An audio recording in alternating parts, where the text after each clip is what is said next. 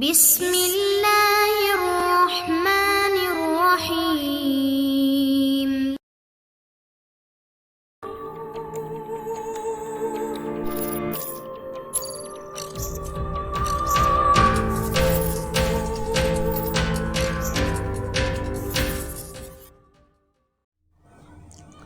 السلام علیکم دوستو، جاسوسی دنیا کرنل فریدی ناول بائی ابن صفی۔ اگر آپ نے ابھی تک ہمارے چینل جاسوسی دنیا کو سبسکرائب نہیں کیا تو سبسکرائب کریں اور بیل آئیکن پر کلک کیجیے۔ واجد آرام کرسی پر نیم دراز چھت تکے جا رہا تھا۔ فریدی اور رافعہ اس کے قریب ہی کھڑے منتظر تھے کہ اس کی زبان سے کچھ نکلے۔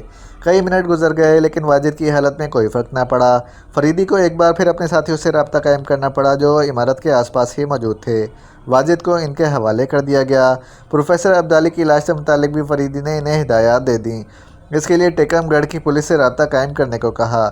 پھر رافعہ سے پوچھا کہ وہ کہاں جانا چاہتی ہے۔ میں اب یا تو خود فنا ہو جاؤں گی یا انہیں فنا کر دوں گی۔ مجھے تم سے ہمدردی ہے لیکن آخر تم کیا کر سکو گی جبکہ تمہاری معلومات محدود ہیں۔ یہ بتاؤ یہ آدمی کون تھا؟ تم نے اسے کس نام سے پکارا تھا؟ واجد میرے ہی محکمے کا ایک افسر ہے۔ سفر کے دوران میں وہ علیل ہو گیا تھا۔ بے ہوشی کی حالت میں وہ لوگ اسے اٹھا لے گئے تھے۔ آخر کیوں؟ اور اب یہ کس حال میں تھا؟ غالباً انہوں نے اس پر کسی قسم کا کوئی تجربہ کیا ہے۔ کیا پولیس یہاں آئے گی؟ نہیں، لاش یہاں سے ہٹا دی جائے گی تاکہ فی الحال پروفیسر کی موت کے اسباب پر روشنی نہ پڑ سکے۔ کیوں؟ اگر پولیس حرکت میں آ گئی تو پھر ہم ان لوگوں پر ہاتھ نہ ڈال سکیں گے۔ وہ محتاط ہو جائیں گے اور اپنی ان مصروفیات کو ترک کر دیں گے جو قابل گرفت ہوں۔ تم مجھے یہ بتاؤ کہ ہیلی کاپٹر کو یہاں سے کون لے گیا تھا جبکہ پروفیسر بھی یہیں موجود تھے؟ میرا خیال ہے کہ تہخانے میں ڈیڈی کے علاوہ کوئی اور بھی موجود تھا جو ہیلی کاپٹر کو لے گیا۔ دھوئیں کا بم ڈیڈی نے استعمال کیا ہوگا۔ فریدی کچھ نہ بولا۔ وہ رافعہ کے چہرے کا جائزہ لے رہا تھا۔ آنکھوں اور ٹھوڑی کی بناوٹ کی بنا پر وہ ایک ضدی لڑکی معلوم ہوتی تھی۔ پیشانی کی بناوٹ حوصلہ مندی کی اشارہ کرتی تھی۔ تو پھر تم کیا چاہتی ہو؟ دفعتاً وہ اس سے سوال کر بیٹھا۔ جب تک کہ وہ فنا نہ ہو جائیں تمہارے ساتھ رہنا چاہتی ہوں۔ پروفیسر کی لاش تلاش ہو جانے کے بعد پولیس کو تمہاری تلاش ہوگی۔ مجھے کیا پریشانی ہو سکتی ہے جبکہ تم بھی تو ایک آفیسر ہی ہو کیپٹن حمید۔ اور پھر میرا خیال ہے کہ شاید میں تمہارا ہاتھ بھی بٹا سکوں۔ وہ کس طرح؟ وہ چاروں قاسم سمیت کسی راستے سے فرار ہو سکیں گے۔ پتہ نہیں، میں بھی تھوڑی سوجھ بوجھ رکھتی ہوں۔ تمہارے آدمی خاصے ہوشیار معلوم ہوتے ہیں۔ انہوں نے چاروں طرف نظر رکھی ہوگی، لہٰذا روز روشن میں ان کا اس طرح غائب ہو جانا سمجھ میں نہیں آتا۔ تم کہنا کیا چاہتی ہو سکتا ہے تہخانے میں کسی سرنگ کا دہانہ بھی ہو۔ ہیلی کاپٹر میں صرف پائلٹ آیا تھا، وہ ہمیں لے گیا۔ اس وقت ڈیڈی عمارت میں تنہا تھے۔ واپسی پر پائلٹ سمیت ہمارے آدمی ہمارے ساتھ تھے۔ وہ چاروں تمہاری گرفت میں آ گئے تھے۔ پھر پانچواں کہاں سے آ گیا جو ہیلی کاپٹر کو اڑا لے گیا؟ تم واقعی خاصی سوجھ بوجھ رکھتی ہو۔ اچھا تو پھر ہمیں تہخانے کو بھی دیکھنا چاہیے۔ وہ ایک بار پھر تہخانے میں نظر آئے۔ خالی تابوت سامنے پڑا ہوا تھا لیکن دوسرے تابوت پر ان کی نظر پہلے نہیں پڑی تھی۔ یہ دیوار سے لگا کر کھڑا کیا گیا تھا اور سرسری طور پر دیکھنے میں وہ ایسے ہی معلوم ہوتا تھا۔ فرش پر پڑے ہوئے تابوت سے مختلف بھی تھا۔ اس کے اوپر ٹیلی فون کے ڈائل کے مشابہ ایک بڑا چکر سارا لگا ہوا نظر آ رہا تھا جس کے وسط میں انسانی کھوپڑی کی تصویر تھی۔ ان دونوں تابوتوں کے علاوہ یہاں اور کچھ بھی نہ تھا۔ وہ اسی تابوت کے قریب کھڑے رہے۔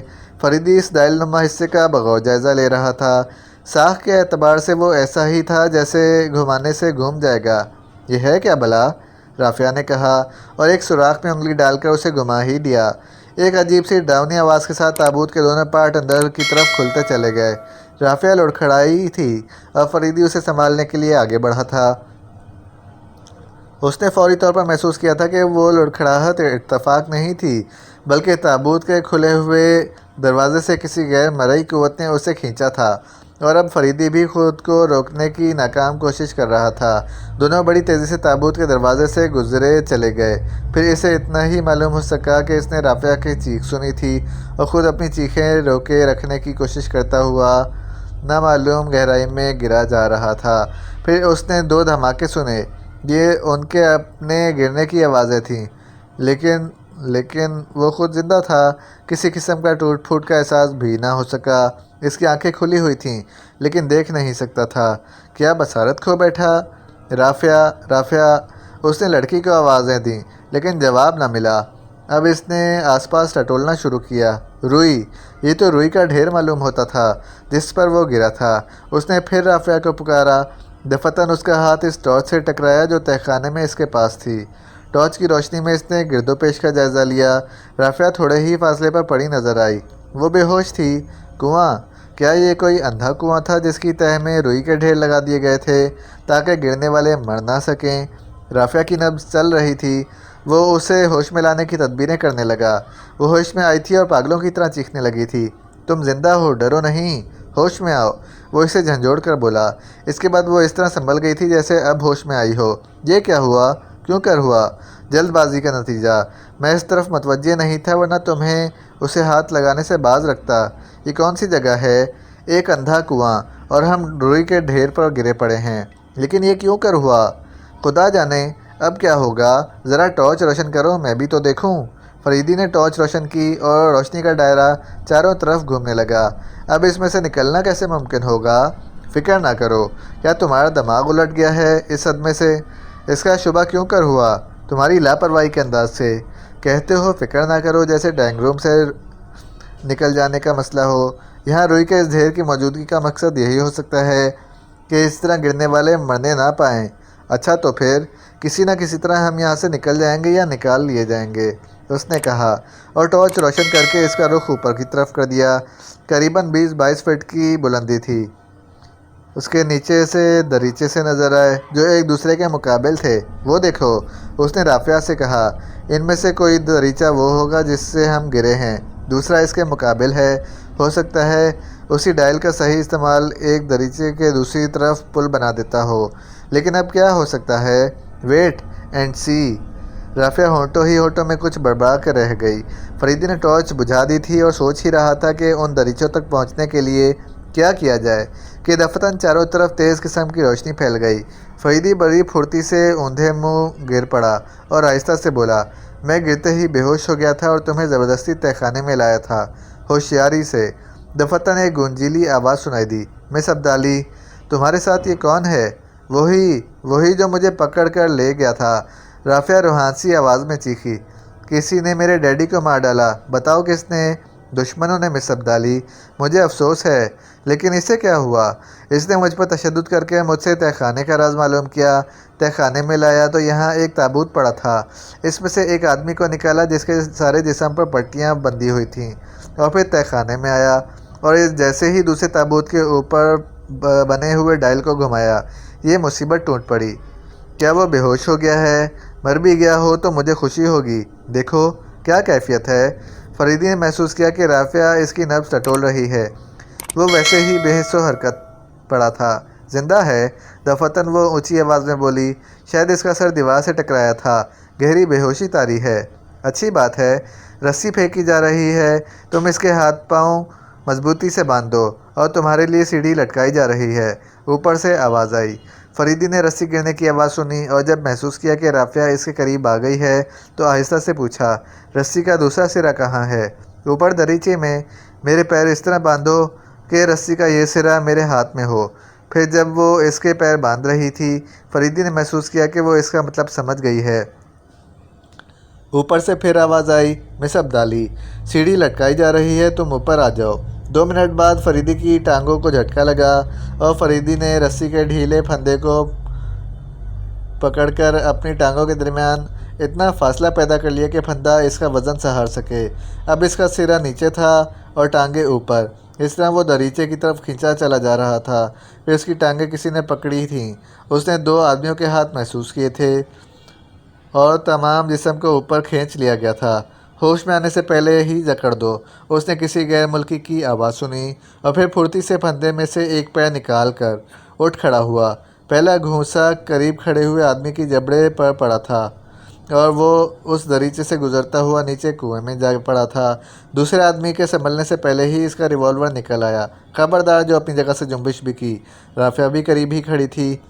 تھوڑے ہی فاصلے پر قاسم بندہ پڑا تھا اور وہ دونوں بھی پڑے تھے جو بلیک فورس کے ممبروں کے ہاتھوں زخمی ہوئے تھے، دیوار سے ٹیک لگائے بیٹھے تھے۔ تم دونوں اپنے ہاتھ سروں پر رکھ لو، فریدی نے انہیں بھی للکارا۔ دیکھو سالو، دفتن قاسم چیخنے لگا، اب بنے گی تمہاری چٹنی، مجھ غریب کو مار گرایا، ادموا کر دیا حرامیوں نے، کہتے تھے کہ تم نے مرغیوں والے کا کہنا مانا تھا اور اب ہمیں باندھ دیا تھا۔ رافعہ قاسم کے قریب بیٹھ کر اس کے ہاتھ پیر کھولنے لگی۔ وہ تینوں حیرت سے آنکھیں پھاڑے اسے دیکھے جا رہے تھے، لیکن کسی کی زبان سے ایک لفظ بھی نہ نکل سکا تھا۔ اب تم پھر انہیں باندھ لو، فریدی نے قاسم سے کہا۔ وہ اٹھ کھڑا ہوا تھا اور خونخوار نظروں سے ان تینوں کو گھورے جا رہا تھا۔ یوں نہیں، پہلے تم ان کی تلاشی لے لو، فریدی نے اس کے شانے پر ہاتھ رکھ کر کہا۔ اسے خدشہ تھا کہ کہیں وہ ان پر ٹوٹ ہی نہ پڑے اور ان میں سے کسی کو ریوالور نکالنے کا موقع نہ مل جائے۔ یہ جگہ بھی اتنی ہی کشادہ تھی جتنا اس عمارت والا تہخانہ تھا۔ قاسم نے تینوں کی تلاشی لے کر صرف اس آدمی کے پاس سے ریوالور برآمد کیا جو زخمی ہو کر پڑا تھا۔ اس نے ان تینوں کو یکے بعد دیگرے گرا کر باندھ لیا تھا۔ اس کے بعد اس نے چمٹتے ہوئے فریدی سے پوچھا، ماروں سالوں کو؟ نہیں، پہلے مجھے ان سے دو باتیں کر لینے دو، کیونکہ انہوں نے ابھی ایک قتل کیا ہے۔ قتل؟ کس کا قتل؟ انہوں نے پروفیسر کو مار ڈالا۔ ارے باپ رے، اب کون پکا کر کھلائے گا؟ خدا کے لیے خاموش رہو، رافعہ روحانسی ہو کر بولی۔ معافی چاہتا ہوں، میں ان سالوں کی ہڈیاں چبا ڈالوں گا اگر انہوں نے پروفیسر ابا کو مار ڈالا ہے۔ ٹھہرو، فریدی نے ہاتھ اٹھا کر سخت لہجے میں کہا۔ وہ چلنا میں ان تینوں کو گھورتا رہا، پھر گرایا، تمہارا سربراہ لیکراس کہاں ہے؟ کوئی کچھ نہ بولا۔ وہ پھر دوڑا، بتاؤ، ہم کچھ نہیں جانتے، ہمیں جو حکم ملتا ہے کرتے ہیں، اس آدمی نے کہا۔ یہ ان میں سے نہیں تھا۔ کس سے حکم ملتا ہے؟ اس آدمی نے دریچے کی طرف اشارہ کر کے کہا، جسے تم نے نیچے پھینک دیا ہے، صرف اسی کو جانتے ہیں۔ لیکراس ہمارے لیے ایک نیا نام ہے۔ فریدی نے چاروں طرف دیکھا۔ رسیوں کی وہ سیڑھی جو رافعہ کے لیے لٹکائی گئی تھی قریب ہی پڑی نظر آئی۔ اس نے اس آدمی سے کہا کہ اسے دریچے کے قریب لے جایا جائے گا۔ وہ چوتھے آدمی کو آواز دے کر کہے کہ اس کے لیے سیڑھی لٹکائی جا رہی ہے۔ قیدی کو دوبارہ قید کر لیا گیا ہے، وہ اوپر آ جائے۔ اس کے خلاف اگر ایک لفظ بھی زبان سے نکلا تو کھوپڑی میں سوراخ کر کے پھینک دوں گا۔ اس نے قاسم کو اشارہ کیا کہ وہ اسے اٹھا کر دریچے کے قریب لے جائے، اور پھر بولا، احتیاط رکھنا کہ نیچے سے دیکھے نہ جا سکو۔ جیسے ہی وہ بات پوری کر چکے، اسے پیچھے کھینچ لینا اور تم رافعہ سیڑھی فوراً ہی نیچے پھینک دینا۔ انہیں ہدایت دے کر وہ تیزی سے آگے بڑھا اور دریچے کے بائیں جانب دیوار سے لگ کر کھڑا ہو گیا۔ قیدی نے فریدی کے کہے ہوئے الفاظ دریچے سے منہ نکال کر دہرائے تھے اور قاسم نے بڑی پھرتی سے اسے پیچھے کھینچ لیا تھا۔ ساتھ ہی رافعہ نے رسیوں والی سیڑھی نیچے پھینکی تھی۔ عجیب سا سناٹا چھا گیا تھا۔ کچھ دیر بعد چوتھا آدمی کا سر دریچے میں دکھائی دیا، شانے ابھرے اور دوسرے ہی لمحے میں اس کی گردن فریدی کی گرفت میں تھی اور پھر اس نے اسے اندر کھینچ لیا تھا۔ سچویشن کا اندازہ ہوتے ہی وہ فریدی سے لپٹ پڑا، لیکن زیادہ دیر تک جدوجہد جاری نہ رکھ سکا۔ فریدی نے اس کا بایاں بازو مروڑ کر پشت پر گھونسا رسید کیا اور وہ منہ کے بل فرش پر گر پڑا۔ قاسم نے اس کے پاس سے بھی ریوالور برآمد کر کے قبضے میں کرتے ہوئے کہا، ہاں صاحب، جلدی کھینچیے، بھوک کے مارے میرا دم نکلا جا رہا ہے۔ اور فریدی چوتھے آدمی کے سینے پر سوار ہو کر کہہ رہا تھا، بتاؤ، لیکراس کہاں ہے؟ لیکراس؟ وہ خوفزدہ انداز میں ہکلایا، میں نہیں جانتا۔ دو تین تھپڑوں کی آوازیں سناٹے میں گونجیں اور مغلوب ہانپتا ہوا بولا، وہ بالا کے ویران قلعے میں رہتا ہے، اس سے زیادہ میں اور کچھ نہیں جانتا۔ خط کچھ نہیں ججا۔ آہستہ آہستہ اس کی آنکھیں بند ہوتی جا رہی تھیں اور پھر وہ بالکل ہی بے حس و حرکت ہو گیا۔ اس کے سر سے بہنے والا خون فرش پر پھیلتا جا رہا تھا۔ فریدی اسے چھوڑ کر ہٹ گیا۔ اس نے دیکھا کہ قاسم جھکا ہوا رافعہ سے سرگوشیاں کر رہا تھا اور رافعہ خود اس کی طرف خوفزدہ نظروں سے دیکھے جا رہی ہے۔ اس سے نظر ملتے ہی وہ گڑبڑا گئی اور قاسم ہی کرتا ہوا بولا، غلطی سے میں نے تو کرنل صاحب کہہ دیا، اس لیے بتانا ہی پڑا۔ کچھ دیر بعد وہ قیدیوں کی رہنمائی کی بنا پر پھر اسی عمارت کے تہخانے میں پہنچ گئے اور اب فریدی کو اصل مہم کا آغاز کرنا تھا۔ عمارت اب پوری طرح فریدی کے آدمیوں کی نگرانی میں تھی۔ ان میں سے ایک کچن میں کھانا تیار کر رہا تھا۔ قاسم بار بار اس کی کارکردگی کا جائزہ لینے کچن کی طرف جاتا اور اس طرح منہ بنا کر چلا آتا۔ واجد اب آدمیوں کے لباس میں تھا، لیکن اس کی ذہنی حالت غیر واضح تھی۔ کبھی ہوش میں آ کر باتیں کرنے لگتا اور کبھی عالم بالا کی خبر لانے لگتا۔ رافعہ بے حد بجھی بجھی سی نظر آ رہی تھی۔ فریدی نے اس سے کہا، اب تم جو چاہو کرو، تو پورے تحفظ کے ساتھ تمہیں بھجوایا جا سکتا ہے۔ مجھے کہیں نہیں جانا۔ باپ کی موت کا انتقام میری زندگی کا مشن بن گیا ہے۔ تم کیا کر سکو گی؟ شاید ریگم بالا کے ویران قلعے میں آپ کی کوئی مدد کر سکوں۔ تم نے اب تک کھل کر بات نہ کی۔ لیکن اس کے کچھ بولنے سے پہلے ہی واجد چونک کر بڑبڑایا۔ ریگم بالا کا وہ ویران قلعہ، اور پھر اچھل کر کھڑا ہو گیا۔ اس کے چہرے کا سارا اضمحلال غائب ہو گیا تھا اور اس میں صحت مندی کی چمک کر آئی تھی۔ کیوں؟ کیا بات ہے؟ سب کچھ یاد آ گیا جناب۔ میں نے اسے ریگم بالا کے ویران قلعے میں دیکھا تھا۔ وہ کوئی قدیم مصری روح تھی اور میرے سامنے گوشت پوست میں آئی تھی۔ میں نے اسے دیکھا تھا، اس نے اپنا ہاتھ میرے ہاتھ میں دے دیا تھا۔ بیٹھ جاؤ۔ لیکن میں کہاں ہوں؟ وہ چندیائی ہوئی آنکھوں سے چاروں طرف دیکھتے ہوئے بولا۔ کیا تمہیں یاد ہے کہ کچھ دیر پہلے تم ایک تہہ خانے میں تھے اور تمہارا پورا جسم پٹیوں سے ڈھکا ہوا تھا؟ میرا جسم؟ واجد کے لہجے میں حیرت تھی۔ فریدی نے اس کی آنکھوں میں دیکھتے ہوئے سر کو اثباتی جنب بیچ دی۔ جی مجھے تو یاد نہیں۔ کیا تمہیں یہ بھی یاد نہیں کہ میرے ساتھ ان اطراف کا سفر شروع کیا تھا؟ میں یہی سوچ رہا تھا کہ یہاں اس طرح آپ کے ساتھ۔ وہ جملہ پورا کر کے خاموش ہو گیا۔ اس کی آنکھوں میں شدید ترین الجھن کے آثار تھے۔ اوہو کچھ نہیں۔ فریدی ہاتھ اٹھا کر بولا، جاؤ تم دوسرے کمرے میں آرام کرو۔ قاسم انہیں بیڈ روم میں لے جاؤ۔ چلیے جناب۔ قاسم مسمسی سی صورت بنا کر بولا۔ واجد اب بھی فریدی کی طرف سوالیہ نظروں سے دیکھے جا رہا تھا۔ فریدی نے ہاتھ ہلا کر بولا، جاؤ جاؤ۔ وہ قاسم کے ساتھ چلتا چلا گیا۔ اس کی ذہنی حالت قابل اطمینان نہیں معلوم ہوتی۔ اس کے لیے آپ کیا کریں گے؟ رافعہ بولی، ٹیکم گڑھ کے کسی ہسپتال میں داخل کرا دیا جائے گا۔ اتنے میں قاسم واپس آ گیا اور خوفزدہ لہجے میں بولا، لیٹتے ہی سو گیا اور دانت خبیثوں کی طرح نکلے ہوئے ہیں۔ آخر یہ ہے کیا بلا؟ جاؤ دیکھو کھانا تیار ہو گیا۔ فریدی نے اس سے کہا اور وہ سعادت مندانہ انداز میں سر ہلاتا چلا گیا۔ وہ آدمی ویران قلعے کے بارے میں کیا کہہ رہا تھا؟ یہی شخص مجھے اس طرف لانے کا باعث بنا ہے۔ پھر کسی وقت اطمینان سے اس کی کہانی سناؤں گا۔ اور ہاں، میرا خیال ہے کہ کھانا کھا کر ہمیں یہاں سے روانہ ہو جانا چاہیے۔ لیکن گاڑی سب کچھ موجود ہے، تم اس کی فکر نہ کرو۔ تھوڑی دیر بعد وہ اپنے آدمیوں کو سفر جاری رکھنے کے لیے خصوصی ہدایات دے رہا تھا۔